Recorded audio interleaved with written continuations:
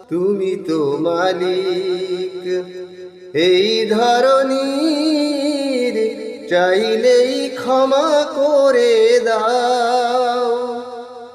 বান্দা তোমার ভালোবাসি কি পরীক্ষা করে ফের চাও।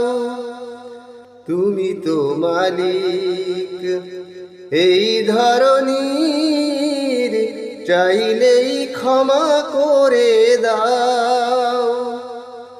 বান্দা তোমার ভালোবাসি কি পরীক্ষা করে ফের চাও।